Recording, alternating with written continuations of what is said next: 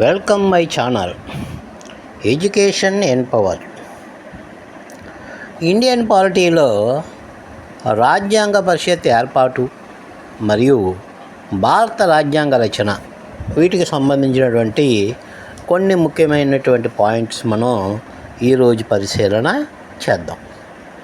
ప్రపంచంలో మొట్టమొదటిసారిగా రాజ్యాంగ రచనకు ప్రత్యేక సమావేశము నిర్వహించినటువంటి దేశం అమెరికాగా మనం చెప్పుకోవచ్చు. భారతదేశంలో 1942లో క్రిప్స్ మిషన్ రాజ్యాంగ పరిషత్తును ఏర్పాటు చేస్తామని తొలిసారిగా ప్రతిపాదించినది. భారత రాజ్యాంగ రచనకు 2 సంవత్సరాల 11 నెలల 18 రోజులు పట్టింది.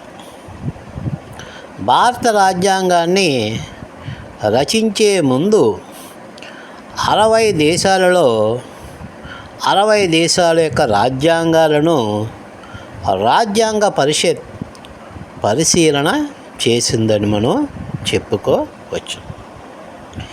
ఈ మన భారత రాజ్యాంగ రచనకు అయినటువంటి మొత్తము ఖర్చు సుమారు 64 లక్షలుగా పేర్కొనవచ్చును.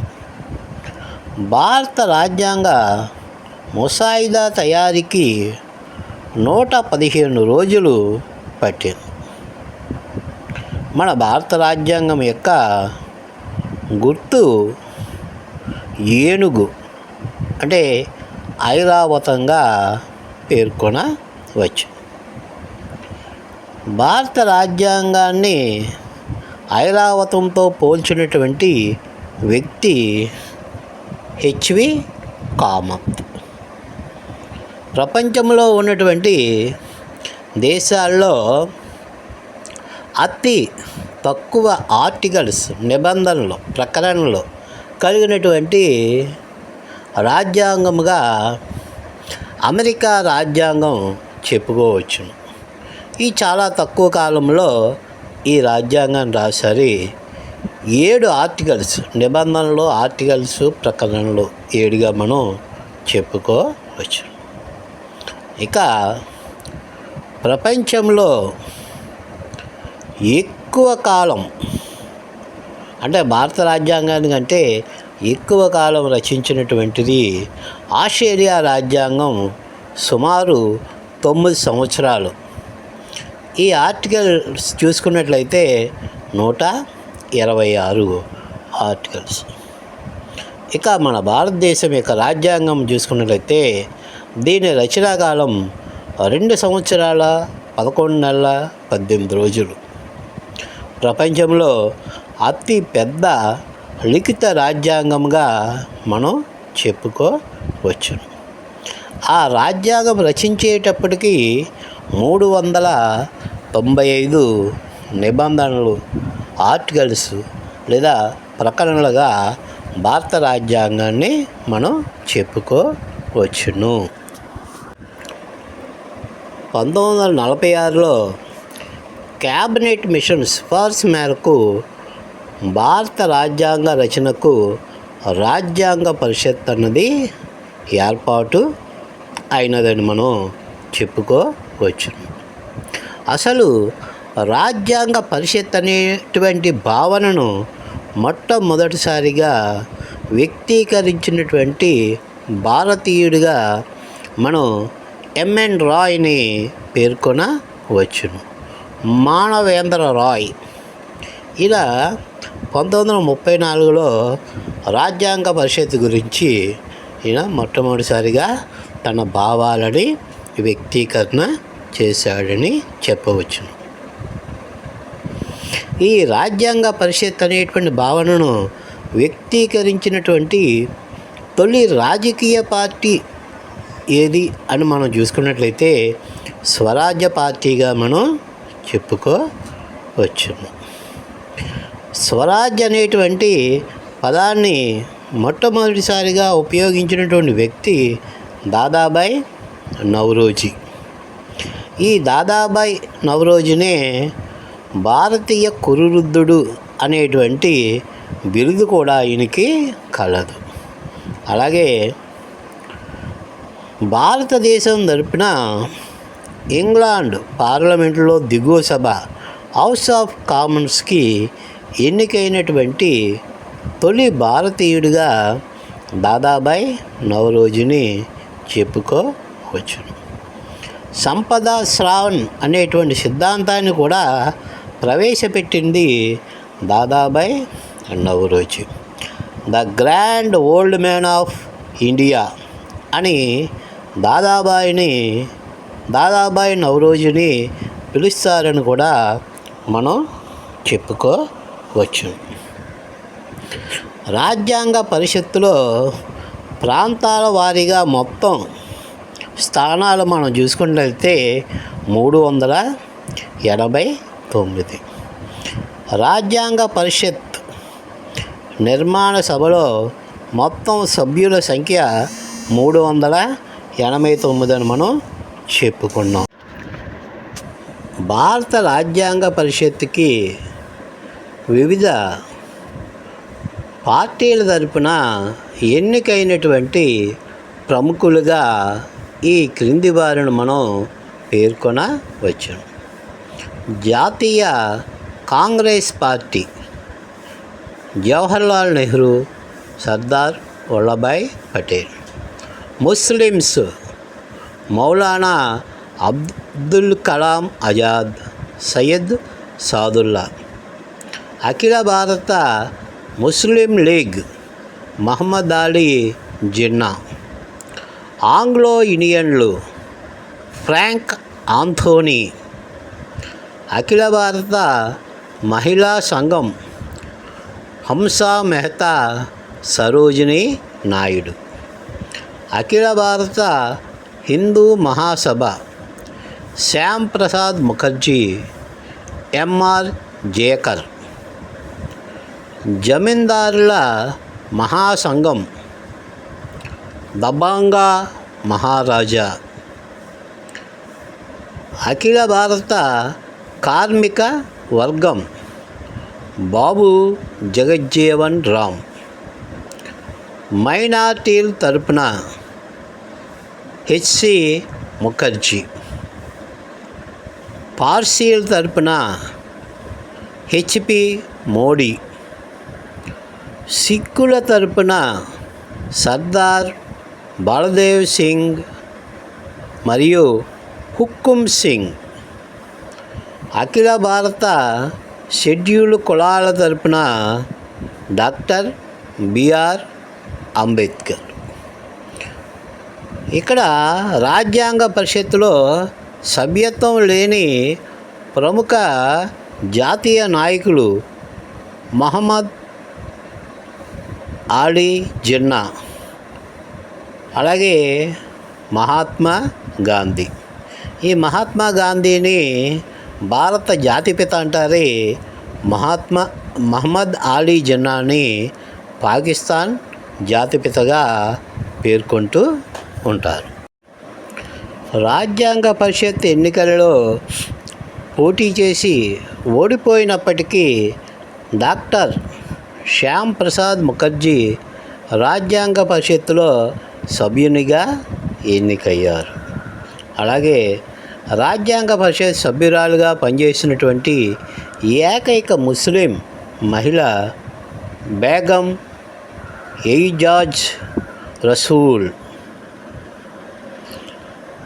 దేశ విభజన కారణంగా తూర్పు బెంగాల్లోని జెస్సోర్ అండ్ కులాన్ నియోజకవర్గం నుంచి షెడ్యూల్ కులాలు మరియు ఫెడరేషన్ తరపున జోగేంద్రనాథ్ మండల్ సహకారంతో రాజ్యాంగ పరిషత్తుకు ఎన్నికైన డాక్టర్ బిఆర్ అంబేద్కర్ తన సభ్యత్వాన్ని కోల్పోయారు.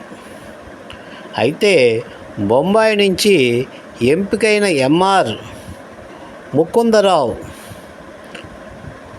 జేకర్ రాజీనామాతో ఏర్పడిన ఖాళీకి ముంబై నుండి తిరిగి అంబేద్కర్ రాజ్యాంగ పరిషత్కి కాంగ్రెస్ పార్టీ తరపున ఎన్నుకున్నారని మనం చెప్పుకోవచ్చును.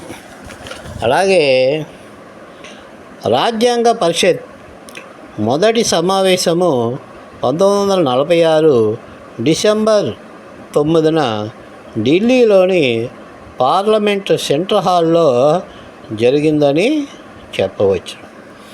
ఈ రాజ్యాంగ పరిషత్ సమావేశానికి ఫ్రాన్స్ సాంప్రదాయాన్ని అనుసరించి ఆ సమావేశంలో ఉన్నటువంటి కురువృద్ధులను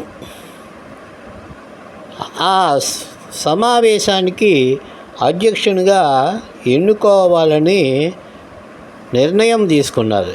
కాబట్టి ఆ సమావేశానికి కురువృద్ధునిగా సచ్చిదానంద సిన్హా ఈయన్ని అధ్యక్షునిగా ఎన్నుకున్నారు. అలాగే ఫ్రాంక్ ఆంటోనీని ఉపాధ్యక్షునిగా ఎన్నుకున్నారని మనం చెప్పుకోవచ్చును.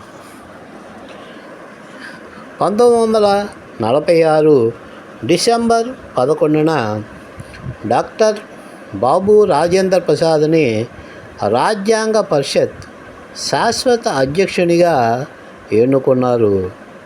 జేబీ కృపాలని సూచన మేరకు ఈయన్ని ఎన్నుకున్నారని మనం చెప్పుకోవచ్చును. అలాగే హెచ్సి ముఖర్జీని రాజ్యాంగ పరిషత్ ఉపాధ్యక్షునిగా పట్టాభి సీతారామయ్య సూచన మేరకు ఏకగ్రీవంగా ఎన్నుకున్నారు.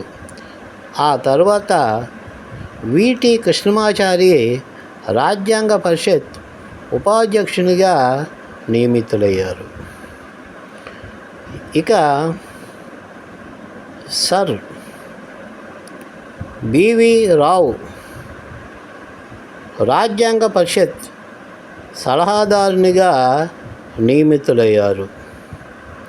ఈయన అంతర్జాతీయ న్యాయస్థానానికి ఎన్నికైనటువంటి మొదటి భారతీయునిగా బిఎన్ రావుని పేర్కొనవచ్చును. అలాగే రాజ్యాంగ పరిషత్ కార్యదర్శి హెచ్విఆర్ అయ్యంగార్, అలాగే రాజ్యాంగ పరిషత్ ముఖ్య లేఖకుడు ఎన్సి ముఖర్జీ. రాజ్యాంగ పరిషత్ యొక్క చిహ్నం ఏనుగు ఐరావతం. అలాగే రాజ్యాంగ చిహ్నాన్ని రాజ్యాంగ ప్రతిలో చిత్రీకరించినది దివాన్ నాథ్ భార్గవ. ఈ రాజ్యాంగ పరిషత్ చివరి సమావేశము 1950 జనవరి 24న జరిగింది. 1950 జనవరి 24న డాక్టర్ బాబు రాజేంద్ర ప్రసాద్ని రాజ్యాంగ పరిషత్ రాష్ట్రపతిగా ఎన్నుకున్నది. 1950 జనవరి 24న జాతీయ గీతం జనగణమన మరియు జాతీయ గేయం వందే మాతరాన్ని రాజ్యాంగ పరిషత్ ఆమోదించినదని చెప్పుకోవచ్చు. 1947 జూలై 22న మన జాతీయ జెండాను రాజ్యాంగ పరిషత్ ఆమోదించింది. ఈ జాతీయ జెండా రూపకర్త పింగళి వెంకయ్య గారు. ఈయన మచిలీపట్నం కృష్ణా జిల్లాకి చెందినవారిగా మనం చెప్పుకోవచ్చు. అలాగే రాజ్యాంగ పరిషత్తులో జాతీయ జెండాను ప్రతిపాదించినది హంసా మెహతా. రాజ్యాంగాన్ని 1949 నవంబర్ 26న రాజ్యాంగ పరిషత్ ఆమోదించినది. భారత రాజ్యాంగాన్ని తయారు చేయడానికి 2 సంవత్సరాల 11 నెలల 18 రోజులు పట్టింది. భారత రాజ్యాంగం 1950 జనవరి 26న అమల్లోనికి వచ్చిందని చెప్పుకోవచ్చును. ఎందుకని 1950 జనవరి 26న అమల్లోనికి వచ్చిందంటే 1930లో మనం సంపూర్ణ స్వరాజ్యంని మనం జనవరి 26న ఏర్పాటు చేసుకున్నాం. కాబట్టి ఆ రోజుకి గుర్తుగా మనం 1950 జనవరి 26న రాజ్యాంగాన్ని అమల్లోనికి తెచ్చుకున్నామని మనం చెప్పుకోవచ్చును. భారత రాజ్యాంగం దృఢ రాజ్యాంగ లక్షణాలు మరియు అదృఢ రాజ్యాంగ లక్షణాలు కలిగి ఉందని మనం చెప్పుకోవచ్చును. 1950 జనవరి 26న అమల్లోనికి వచ్చినటువంటి మన భారత రాజ్యాంగంలో 395 ఆర్టికల్స్ మరియు 8 షెడ్యూళ్ళు, 22 భాగాలు ఉన్నాయని చెప్పుకోవచ్చును. ప్రస్తుతం మన రాజ్యాంగం 12 షెడ్యూళ్ళు, 22 భాగాలు, 483 పైగా ఆర్టికల్స్ ఉన్నాయని మనం చెప్పుకోవచ్చు. ఇక్కడ రాజ్యాంగ సవరణలు అన్నీ కూడా రాజ్యాంగంలో భాగాలుగా మనం చెప్పుకోవాలని ఒకసారి మీకు గుర్తు చేస్తున్నాను. రాజ్యాంగాన్ని ప్రేమ్ బిహారీ నారాయణ్ రైజా ఈయన హిందీ మరియు ఇంగ్లీష్లో చేత్తో రాసేశారు. అలాగే రాజ్యాంగాన్ని డిజైన్ చేసినటువంటి శిల్పిగా సుందర్లాల్ బోస్ను మనం చెప్పుకోవచ్చు. అలాగే 1946 డిసెంబర్ 12న జవహర్లాల్ నెహ్రూ ఈ లక్ష్యాలు ఆశయాలు అనేటువంటి తీర్మానాన్ని ప్రవేశపెట్టారు. ఈ లక్ష్యాలు ఆశయాలు తీర్మానాన్నే మనం రాజ్యాంగ ప్రవేశికగా పేర్కొంటాం. ఈ రాజ్యాంగ ప్రవేశిక అన్నది రాజ్యానికి ఆత్మ లేదా హృదయము వంటిది. కాబట్టి రాజ్యాంగ సవరణలు చేసినప్పుడు ఈ ప్రవేశికకు ఎటువంటి భంగము వాటిల్లకుండా సవరణలు చేయాలనేది నియమముగా మనం చెప్పుకుంటూ ఉన్నాము. రాజ్యాంగ పరిషత్ రాజ్యాంగ రచన కోసం 22 కమిటీలను ఏర్పాటు చేసింది. 1 విధాన నిర్ణయాక కమిటీ, ఇవి 10. విషయ నిర్ణయాక కమిటీ, ఇవి 12. మొత్తం 22 కమిటీలుగా మనం చెప్పుకోవచ్చు. సరే, ఒక్కసారి ఈ కమిటీలను మనం పరిశీలన చేద్దాం. విధాన నిర్ణయాక కమిటీలు, ఆ కమిటీల యొక్క అధ్యక్షులు మనం అక్కడ పరిశీలన చేసినట్లయితే విధాన నిర్ణయ కమిటీ, రూల్స్ కమిటీ, ఈ కమిటీకి అధ్యక్షులు బాబు రాజేంద్ర ప్రసాద్. స్టీరింగ్ కమిటీ, ఈ కమిటీ కూడా బాబు రాజేంద్ర ప్రసాద్ అధ్యక్షుడు. అలాగే ఆర్థిక మరియు స్టాఫ్ కమిటీ, ఈ కమిటీ కూడా డాక్టర్ బిఆర్ బాబు రాజేంద్ర ప్రసాద్గా మనం చెప్పుకోవచ్చును. Credential committee, Alladi Krishnaswamy Iyer.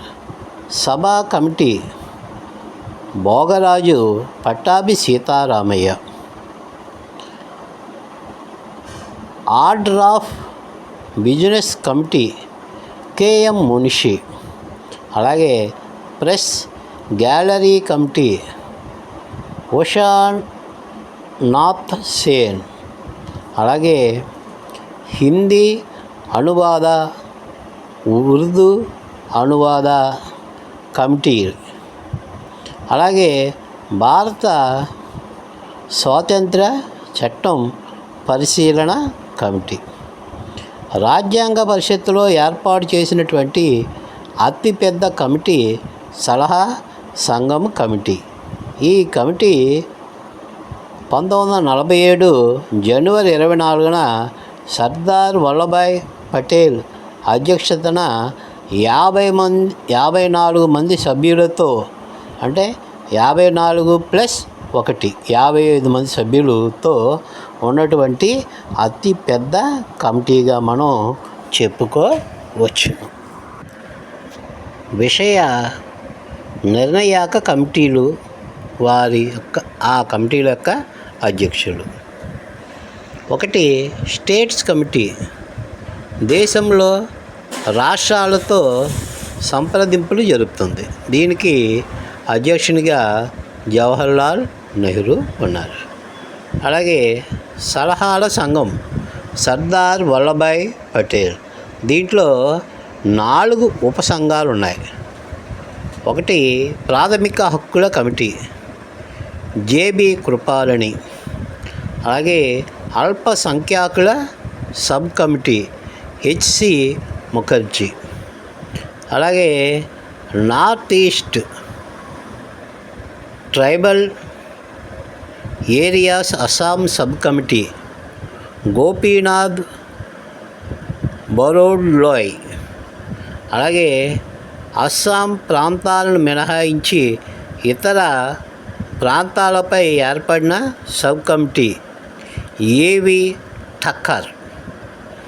కేంద్ర ప్రభుత్వ అధికారాల కమిటీ జవహర్లాల్ నెహ్రూ. కేంద్ర రాజ్యాంగ విధాన కమిటీ జవహర్లాల్ నెహ్రూ. రాష్ట్ర రాజ్యాంగ విధాన కమిటీ సర్దార్ వల్లభాయ్ పటేల్. రాజ్యాంగ ముసాయిదా కమిటీ డాక్టర్ బిఆర్ అంబేద్కర్. ఆర్థిక అంశాల కమిటీ నళిని రంజన్ సర్కార్ రాజ్యాంగ పరిషత్ సభ్యురాలు కారు. అలాగే చీఫ్ కమిషన్ ప్రాంతాల కమిటీ భోగరాజు పట్టాభి సీతారామయ్య కమిటీ. జాతీయ పతాక తాత్కాలిక committee doctor Babu Rajendra Prasad. Supreme court తాత్కాలిక కమిటీ ఎస్ వరదాచారి అయ్యర్ రాజ్యాంగ పరిషత్ సభ్యులు కాదు. అలాగే రాజ్యాంగ పరిశీలన కమిటీ అల్లాడి కృష్ణస్వామి అయ్యర్ జవహర్లాల్ నెహ్రూ. అలాగే commission of linguistics provinces SK Dhar committee. అలాగే రాజ్యాంగ పరిషత్ ఏర్పాటు చేసిన కమిటీలలో అతి ముఖ్యమైన కమిటీ ముసాయిదా కమిటీ. దీన్నే డ్రాఫ్టింగ్ కమిటీగా మనం పేర్కొంటూ ఉన్నామని చెప్పుకోవచ్చు. ముసాయిదా కమిటీ, ఈ కమిటీనే డ్రాఫ్టింగ్ కమిటీగా పేర్కొంటారు. రాజ్యాంగ పరిషత్ ముసాయిదా కమిటీని 1947 ఆగస్టు 29న ఏర్పాటు చేసింది. ఈ కమిటీకి అధ్యక్షునిగా డాక్టర్ బిఆర్ అంబేద్కర్తో పాటు 6 సభ్యులు, అంటే 6+1 మొత్తం ఈ కమిటీలో 7 సభ్యులు మనకి కనిపిస్తూ ఉంటారు. ఈ 7 మనం చూసుకున్నట్లయితే అంబేద్కర్ కాకుండా మిగిలిన వారిని చూసుకున్నట్లయితే 1 అల్లాడి కృష్ణస్వామి అయ్యర్, 2 గోపాలస్వామి అయ్యంగార్, 3 డాక్టర్ మున్షి, 4 మహమ్మద్ సయ్యద్ మహమ్మద్ సాదుల్లా. 5 ఎన్డి మాధవరావు. ఈయన బిఎల్ మిట్టల్ అనారోగ్య కారణంగా రాజీనామా చేసినట్లయితే ఆయన ప్లేస్లోకి వచ్చారు. అలాగే టిటి కృష్ణమాచార్య. ఈయన డిపి ఖైతాన్ మరణించడంలో ఏర్పడిన ఖాళీలో ఈయన్ని భర్తీ చేశారు. ముసాయిదా కమిటీలో న్యాయ విద్యను అభ్యసించిన ఒకే ఒక సభ్యుడు మనం చూసినట్లయితే టిటి కృష్ణమాచారి. ఈ ముసాయిదా కమిటీ మొత్తం మీద 141 రోజులు సమావేశమైందని చెప్పవచ్చును. ఈ ముసాయిదా కమిటీ చివరి సమావేశము 1948 నవంబర్ 4న డాక్టర్ బిఆర్ అంబేద్కర్ రాజ్యాంగ సభలో ప్రవేశపెట్టారు. ముసాయిదా రాజ్యాంగ తీర్మానం 1949 డిసెంబర్ 26న ఆమోదించబడినది. 1949 నవంబర్ 26న ఆమోదించిన రాజ్యాంగంలో ఒక ప్రవేశిక 395 ప్రకరణలు 8 షెడ్యూళ్ళు ఉన్నాయి. ఆనాటి న్యాయ మంత్రి డాక్టర్ బిఆర్ అంబేద్కర్ రాజ్యాంగ సభలో ముసాయిదాని ప్రవేశపెట్టారు. భారత రాజ్యాంగ నిర్మాత, రాజ్యాంగ పితగా, ఆధునిక మనువుగా బిఆర్ అంబేద్కర్ని పేర్కొంటూ ఉంటారని మనం చెప్పుకోవచ్చు. భారత రాజ్యాంగంపై వివిధ ప్రముఖులు చేసినటువంటి వ్యాఖ్యానాలు మనం చూసుకున్నట్లయితే భారత రాజ్యాంగాన్ని అర్ధ సమైక్యగా కేసీ వేర్ పేర్కొన్నాడు. భారత రాజ్యాంగాన్ని సహకార సమైక్యగా ఆస్టిన్ పేర్కొన్నాడు. భారత రాజ్యాంగాన్ని సర్దుబాటు సమైక్యగా ఓపి గోయల్ పేర్కొన్నారు. భారత రాజ్యాంగాన్ని బేరసారాల సమైక్య వ్యవస్థగా మోరిస్ జోన్స్ పేర్కొన్నారు. భారత రాజ్యాంగాన్ని ఐరావతంతో పోల్చినటువంటి వ్యక్తి హెచ్వి కామత్. భారత రాజ్యాంగాన్ని న్యాయవాదుల స్వర్గంగా అభివర్ణించినటువంటి వ్యక్తి ఐవర్ జన్నింగ్. భారత రాజ్యాంగము అందమైన అతుకుల బొంతగా పేర్కొన్నది గ్రాన్విల్ ఆస్టిన్. భారత రాజ్యాంగ పీఠిక రాజ్యాంగానికి కీనోట్గా అభివర్ణించినటువంటి వ్యక్తి ఎర్నెస్ట్ బార్కర్. భారత రాజ్యాంగము ఇతర రాజ్యాంగాల నుంచి కొల్లగొట్టి రూపొందించినదిగా వర్ణిస్తే నేను గర్వపడతాను. మంచి ఎక్కడున్నా గ్రహించడం తప్పు కాదని పేర్కొన్నటువంటి మహానుభావుడు బిఆర్ అంబేద్కర్. భారత రాజ్యాంగం యొక్క ఆధారాలుగా మనం చూసుకున్నట్లయితే భారత ప్రభుత్వ చట్టం 1930 చట్టం నుంచి కేంద్ర రాష్ట్ర సమైక్య వ్యవస్థని, ఫెడరల్ కోర్టుని, రాష్ట్రపతి పాలనను, గవర్నర్ పదవిని, ఆర్డినెన్స్ను, విచక్షణ అధికారాలను, పబ్లిక్ సర్వీస్ కమిషన్లను, ఇతర పరిపాలనా అంశాలు ఇవన్నీ మనం 1935 చట్టం నుంచి తీసుకున్నారని మనం చెప్పుకోవచ్చును.